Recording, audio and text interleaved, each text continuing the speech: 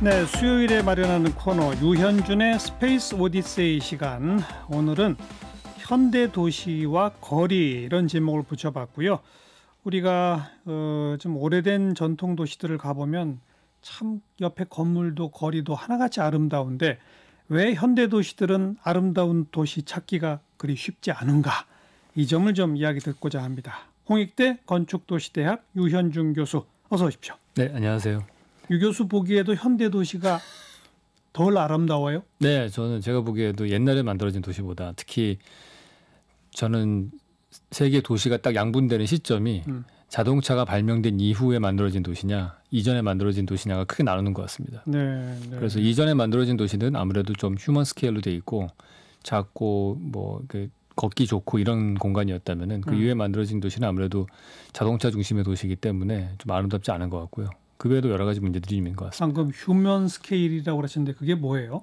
그러니까 사람의 신체적인 어떤 사이즈가 있잖아요. 그거에 비교했을 때 일반적으로 뭐 사람에 따라 키 차이나 체격 차이는 있지만은 걸을 때 보폭이 뭐 한 50cm 된다든지 손을 들으면은 뭐 180 몇 가지 올라간다든지 뭐 이런 것들이 있잖아요. 근데 그런 스케일에 맞춰서 만들어진 공간이냐 아니냐를 비교하는 거예요. 그러니까 단위가 사람의 몸이 단위가 되는 거죠. 우리가 미터 단위로 하면은 1미터가 단위듯이 사람의 몸을 단위로 해서 재보는 거죠. 네.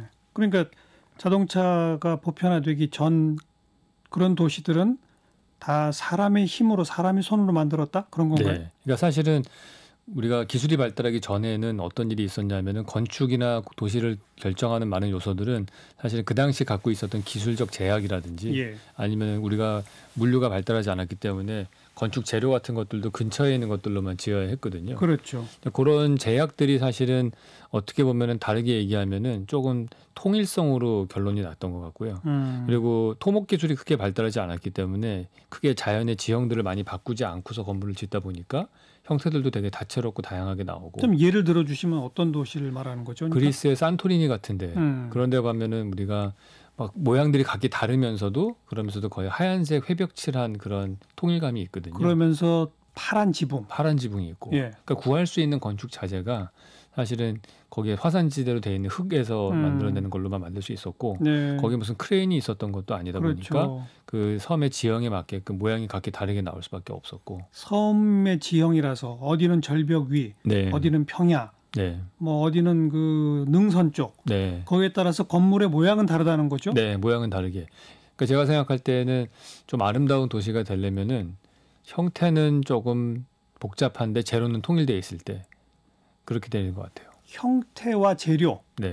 그걸 가지고 뭐 몇 가지 유형으로 한번 구분해 주세요. 그러면. 예를 들어서 형태는 단순한데 그러니까 X축, Y축으로 딱 나누면은 X축이 형태고 Y축이 재료다. 그러면은 4개의 사분면이 나눠지잖아요. 맞아요. 그러니까 한쪽으로는 형태는 단순하고 형태가 복잡한 것도 있고 재료가 단순한 것도 있고 재료가 복잡한 것도 있고.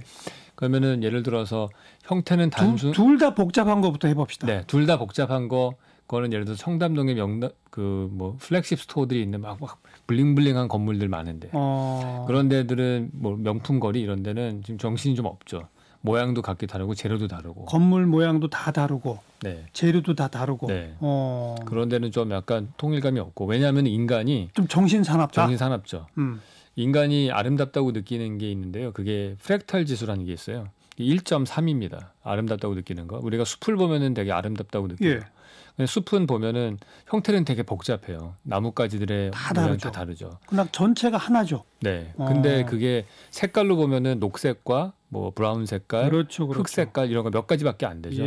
그래서 그 중에서 프랙탈 지수라는 게 1이면은 아무런 규칙이 100%인 경우 하얀색 종이 프랙탈 지수가 2면은 완벽하게 우리가 선을 막 그리면 점점 복잡도가 올라가는 거거든요. 하얀 종이에. 그럼 2가 거의 그 무질서의 거의 그럼 그 중간쯤 어디 약간 무질서한 정도. 그 정도가 좋다. 그 정도가 아름답다고 느끼는 건데 재료도 복잡하고 형태도 복잡한 거는 너무 복잡한 형태. 반대로 재료도 단순하고 형태도 단순한 거는 또 너무 단순한. 어디예요, 거기는? 우리나라 아파트 단지 같은 경우. 그렇지. 모양도 똑같고 재료도 똑같고 색깔도 비슷하고. 그렇죠. 그리고 그 중간에 있는 게 두 가지죠. 재료는 복잡한데 형태가 단순한 경우. 그런 경우가 보통 논현동 뒷골목 같은 데 있는 건물들이 뭐 이런 박스로 되어 있는 건물들은 쭉 있는데 어디는 유리로 된 건물이고 어디는 바로 옆에는 벽돌 건물이고 그 옆에는 어디 중국에서 수입해갖고 온 돌로 된 건물이고 뭐 각기 막 다 다른 재료를 재료는 다른데 네. 건물 형태는 거의 4층, 5층짜리로 쭉 네. 되어 있는. 네네. 그렇죠. 그리고 그 아닌 아까 말씀드린 산토리니라든지 아니면은 뭐 토스카나 지방이나 유럽에 만들어진 많은 어떤 지방 도시들의 그런 것들은 대부분 재료는 단순한데 네. 형태는 다양하다. 우리나라에 그런 데는 없어요. 뭐 옛날에 만들어진 마을 같은 데 있죠. 그렇죠. 네, 옛날에 만들어진 뭐 오래된 그런 고택들이 있는 마을, 맞아요. 안동 하회 마을 같은데 그렇죠. 그런 데들은 재료가 단순하죠. 네. 그런데 초가집도 기와집도 모양은 다 조금씩 모양 조금씩 조금씩 다르고 다르죠. 네. 그 중에 좀 큰 집들도 좀 일부 있고. 그렇죠. 그러니까 로마 같은 데도 보면은 큰 돔이 있는 경우도 있고 작은 집이 있는 경우도 그 밸런스가 적당히 맞아요. 알겠습니다. 이제 재료와 형태 측면에서 아무래도 과거 도시는 재료의 제약이 기본적으로 있다 보니까 네네. 아름다울 수밖에 없는 배경이 있는 거네요. 네, 그렇다고 볼 수 그리고 그렇다고 옛날 도시에서도 부자와 가난한 사람, 권력자와 그렇지 않은 사람의 구분이 없었던 건 아니니까. 그렇죠. 또 교회나 뭐 이런 네네. 좀 대형 건물도 있었을 것이고. 네, 그렇죠. 그러나 재료는 거기서 거기. 네. 이러다 보니 아름답다. 예. 이해가 됩니다. 네. 또 현대 도시가 아름답지 않은 또 다른 이유는 뭡니까? 글쎄요, 뭐 많은 부분이 있겠지만은 자연과 인간이 많이 분리된 것도 하나의 특징인 것 같아요. 그러니까 현대 도시에 어떻게 보면은 큰 비전을 제시했던 사람이 르코르비자라는 건축가가 있는데요. 그 건축가가 빛나는 도시라는 미래 도시를 얘기를 하면서 예. 큰 높은 건물들을 만들고 건물과 건물 사이를 띄면은 그 사이 공간을 녹지로 만들 수 있고 좋지 않냐. 그렇죠. 이렇게 얘기를 했거든요. 예. 근데 그렇게 해서 만들어진 도시가 사실은 우리의 많은 도시의 모습이에요. 우리 서울도 마찬가지고. 근데 차이점이 뭐냐 하면은 거기서 코르비제가 얘기했던 그 현대 도시들은 대부분 자연을 멀리서 바라보는 자연밖에 없고요. 가까이의 마당이라든지 골목길 같은 거를 통해서 만날 수 있었던 자연은 거의 없어졌다고 볼 수 있는 거죠. 그렇죠. 그러니까 복도는 있어요. 옛날에 복도식 아파트를 보시면은 우리가 이쪽 집에서 저쪽 집을 갈 때 이런 복도식 아파트는 복도를 통해서 집과 집을 연결하지만은 예. 과거에 우리가 골목길이 있었던 데는 집과 집은 골목길이 연결을 했죠. 그렇죠. 그럼 골목길과 복도의 차이는 뭐냐? 하늘이 보이는 것과 안 보이는 것의 차이예요. 그러니까 골목은 하늘이 보이니까 자연이 바뀌는 변화를 느낄 수 있고, 예. 근데 복도는 형광등 불빛밖에 없잖아요. 그러다 보니까 끊임없이 계속 현대 도시들은 인간을 계속 실내 공간에만 가두게 되고 그 안에서 대부분 다 생활을 하게끔 하면서 자연과 격리되는 그런 공간 구조를 만들어 왔다 볼 수 있죠. 기본적으로 층이 낮아야 골목이 많이 발전하게 되고 네. 골목이 또 만나다 보면 또 조금 큰 광장도 생기고 그렇죠. 이런 게 아름다운 것이라는 거 아닙니까?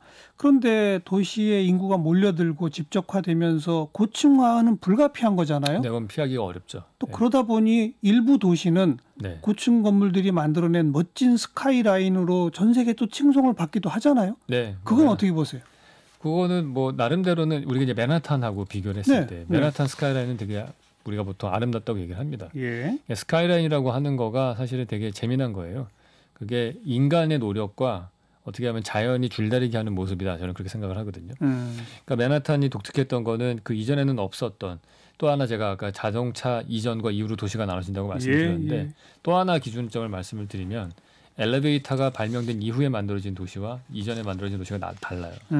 엘리베이터가 만들어진 이후에 만들어진 새로운 도시의 대표적인 케이스가 뉴욕이죠. 그렇죠. 그러다 보니까 철근 콘크리트라는 재료와 엘리베이터가 합쳐져서 100층 이상으로 네, 막 엄청나게 높은 그래서 그 삐죽삐죽한 건물들이 나왔는데 잘못하면은 사실은 로마나 이런 파리하고 비교를 했을 때는 좀 삭막하고 그런 도시처럼 보일 수도 있는데 그 나름대로 이 도시가 아름답다고 느끼는 이유는 이게 위로 올라가는 수직의 도시는 똑같지만은 실제로 건물들 하나하나가 조금씩 디자인이 다르거든요. 그렇죠. 그래서 허드슨 강에서 볼 수 있는 이 맨하탄의 스카이라인하고 한강에서 보는 우리 강남의 스카이라인을 이렇게 비교를 해보시면은 완전 다르죠. 완전 다르죠. 그러니까 그게 결국에는 똑같은 엘리베이터로 만든 고층 건물이지만 다양성이 어느 정도 되느냐의 차이. 네, 네. 뉴욕 그 맨하탄의 그런 고층 건물은 허가 과정에서부터 옆 건물과의 조화 이런 걸 고려합니까? 되게 재미난 룰이 하나 있어요. 거기는 공중권이라는 거를 사고 팔 수가 있어요. 예를 들어서 내가 앞으로 땅이 있는데 이 땅에는 30층까지밖에 못 지어요. 예. 그런데 30층까지 지을 수 있는데 예. 내가 단층짜리 건물을 갖고 있고 앞으로 뭐 29개 층은 앞으로도 안 지을 거다. 예. 그러면 이 위에 건물을 지을 수 있는 권리를 옆 땅에 팔 수가 있어요. 그럼 그 권리만 사서 이 사람은 높게 건물을 지을 수 있는 거죠. 오히려 높이 제한이 없다는 게 그런 스카이라인이 나오게 된 배경인 것 같아요. 그런데 바로 옆 건물과의 조화를 고려 안 하면 또 이상해질 수 있잖아요. 네. 근데 그 조화까지 고려한 허가 과정은 없어요? 맨하탄에는 제가 알기로는 거기까지는 없어요. 거기까지는 없습니다. 저 중국 상하이의 그 푸동거리 이런 데는 그런 게 있나요? 아니요, 거기도 없죠. 거기 근데 정말 아름답던데요. 네, 그러니까 그게 다 최근에 지어진 건물인데 전부 이상하게 옆 건물하고 뭔가 이렇게 다르죠. 조화를 마루는 것 같아요. 네, 제가 볼 때는 그게 안 되는 이유 중에 하나가 우리나라의 심의 제도가 너무 심한 것도 있다고 생각을 해요. 까다로워서. 네, 저도 건물 하나 짓기 위해서 심의를 받지만은 받을 때마다 느끼는 거는 너무 많은 사람들이 와가지고 잔소리를 하면은 결국에는 회색지대로 보이는 거예요.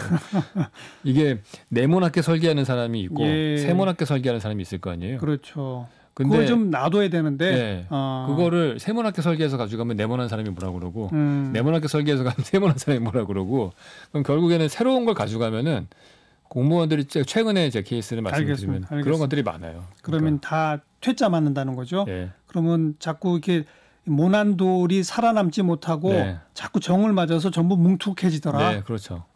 옛날에 했던 것들을 갖고 오면은 허가를 내주는데 새로운 걸 갖고 가면 허가를 잘 안 내주고. 뭐 여러 의미에서 현대 도시는 참 아름답기가 어렵네요. 어렵죠. 좀 사실은 그런 면에 있어서는 좀 약간의 규제도 좀 풀어줄 필요가 있고 프로세스도 좀 약간 바꿀 필요가 있고 그런 것 같아요. 그래도 고층 건물끼리 어느 한 지역에 이렇게 딱 모여가지고 예를 들면 미국의 로스앤젤레스 같은 도시도 워낙 넓은 땅에 인공으로 만들었기 때문에 전부 펑퍼짐하고 낮지만 일정 구역만 높은 건물들을 전부 모아놨잖아요. 뭐 그런 거는 나름대로 이해가 되는데 우리나라 저 잠실의 그 롯데 그건 도대체 뭐예요? 혼자서만 이렇게 삐쭉 서 있는 이런 게 이상한 거 아니에요? 아니 저는 뭐 무슨 이상하게 보시는 분도 많지만은 다양성의 측면에서 그런 애들도 좀 있어야 된다. 아니 그래도 그럼 그 주변에는 이제 앞으로 고층 건물을 더 좀 집적시키겠다. 뭐 이런 계획이라도 있어야죠. 그런 것도 없이 그냥 글쎄요. 그거는 도시계획 하시는 분이 해결해야 될 문제인 것 같습니다. 자, 아무튼 그 휴먼 스케일의 옛날 도시가 아름답고 고층화되면서부터는 자연과 거리를 둘 수밖에 없었다. 그러다 이제 스카이라인까지 얘기가 나왔는데 그런데도 고층 빌딩이 있는 도시 안에서도 좀 괜찮은 거리들이 있지 않습니까? 네, 있죠. 그런 것에 좌우하는 변수는 뭐예요? 저는 그게 이벤트 밀도라고 생각을 합니다. 이벤트 밀도? 네, 그러니까 뭐예요? 우리가 뭐 행사하거나 하는 그런 식의 이벤트가 아니고 우리가 거리를 걸으면서 느낄 수 있는 오감을 자극하는 것들. 예를 들어서 저는 이벤트 밀도란 공식을 하나 만든 게 있는데 그런 거리가 좋으냐 나쁘냐를 결정하는 요소가 저는 단위 길이당 가게 입구의 숫자라고 생각을 했어요. 단위 길이당 가게 입구 숫자? 네, 그러니까 쉽게 말해서 100m당 가게 입구 숫자가 몇 개냐 이거를 세는 겁니다. 근데 100m 이내에 가게가 다양하게 있는 거리가 있잖아요. 그러면 그 풍경이 계속 자주 바뀌죠. 그렇죠. 그러니까 마치 우리가 텔레비전 채널 숫자가 많은 거랑 비슷한 거예요. 나한테 선택권이 많이 주어지는 거죠. 그런 거리와 아무리 걸어도 변화가 없는 나한테 선택권이 안 주어지는 거리가 있어요. 테헤란로 같은 경우가 그렇습니다. 그러니까 테헤란로는 100m를 걷는 동안에 가게 입구를 8개를 만나요. 근데 홍대 앞 같은 데는 가게 입구를 100m를 걸을 때에는 34개 정도를 만나고요. 명동이 36개 만나고 신사동 가로수길도 36개 만납니다. 명동이 제일 많군요. 그래서 테헤란로가 제일 적고 테헤란로는 그래도 옆에 가게가 있죠. 근데 가끔가다 있죠. 강남의 큰 아파트 단지 거긴 최악이죠. 따라서 걸어가 보세요. 거긴 2km를 걸어도 가게가 하나도 없어요. 아파트 담장밖에 없죠, 거기는. 그것도 되게 웃기는 거예요. 최악이에요, 제가 볼 때는. 그런 상가를 한 군데다 집중적으로 만든다는 거는 사실은 거리를 죽이는 거거든요. 거리는 사실은 가게와 이런 것들이 연도형으로 돼 있는 게 좋은 거리예요. 그러니까 그런 아파트 단지는 상가를 자기네 내부로 집어넣고 완전히 섬을 만든 거예요. 그렇죠. 그 안에 들어가서 자기들끼리만 즐기겠다. 캐슬이죠, 캐슬. 그렇죠.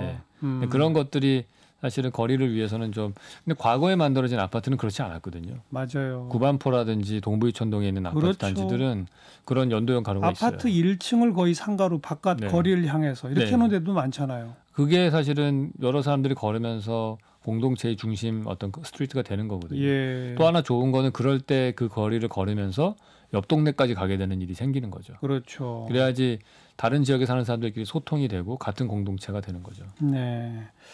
미국의 뉴욕 거리도 보면 고층 빌딩이 즐비하지만 블록이 굉장히 짧고 네, 맞아요. 가게가 많잖아요. 네. 뉴욕은 기본적으로 1층의 가게로 돼 있고요. 법 중에도 1층의 가게들은 투명한 유리를 쓰게끔 돼 있어요. 아, 그 법적으로? 네, 가게 안이 잘 들여다 보이게. 안 그러면 다 벽을 해놓을 수 있고 선텐을 바를 수도 있잖아요. 예. 투명하게 안이 보일 수 있게 해주고 그게 뉴욕이 되게 삭막한 도시 같지만은 실제로 블락 간의 거리를 보면은 이 스트리트가 100m마다 하나씩 있거든요. 네. 그러니까 몇십 미터마다 하나씩 스트리트가 있기 때문에 그게 걸을 때 제가 알기로 1대4라서 한 가로가 한 250m, 세로가 몇십 미터예요. 그러다 보면은 걸을 때 1분마다 한 번씩 새로운 스트리트를 만나게 돼 있어요. 건널목을 건너고 네. 근데 새로운 풍경을 만나는 거죠.